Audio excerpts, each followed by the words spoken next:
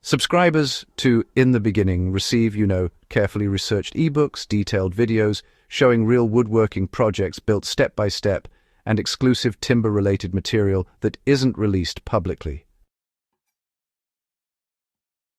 The focus here is on material understanding, not speed or trends, and that's what this channel continues to document. Most modern wood failures don't happen because wood is weak. They happen because wood is restrained in ways it was never meant to be. Old builders understood something that is easy to forget today. Wood is not a static material.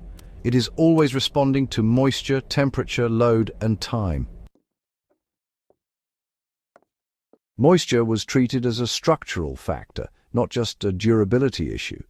Historically, builders paid close attention to how water entered, exited, and lingered around timber.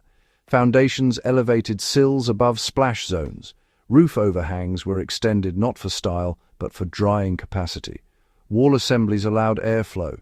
Even joinery choices reflected moisture expectations, with looser fits in wetter climates and tighter ones where seasonal swings were smaller. By allowing wood to dry evenly and predictably, movement remained slow and manageable. When drying is uneven or trapped, stress accumulates internally.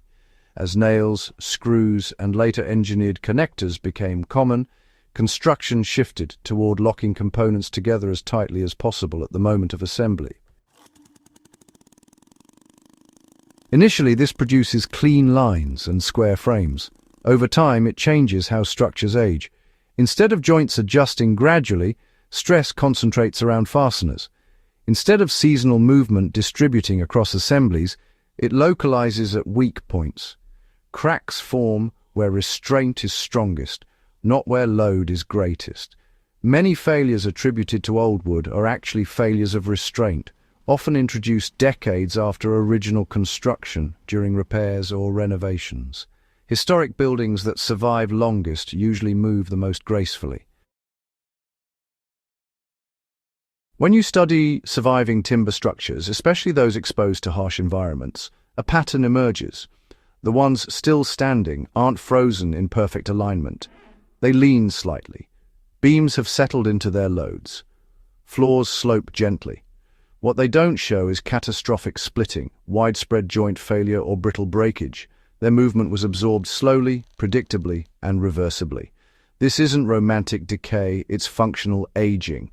These buildings adapted rather than resisted. Forcing wood to stay still often shortens its useful life.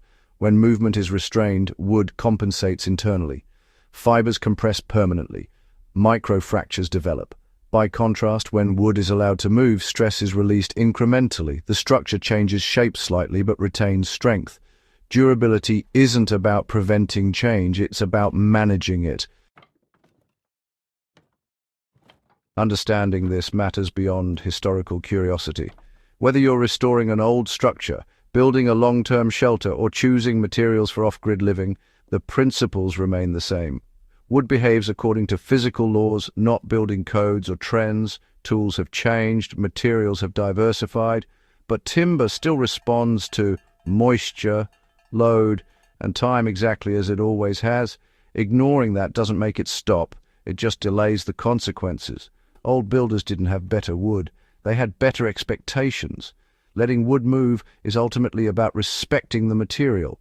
Respect doesn't mean avoiding precision or strength, it means understanding limits and designing within them. They didn't force wood to comply, they collaborated with it. That mindset is increasingly rare and increasingly valuable. If you want to continue exploring how historical wood knowledge informs durable, resilient building today, consider subscribing to the In the Beginning email list. This work goes deeper than any single video, and understanding wood at this level is something worth preserving and passing on.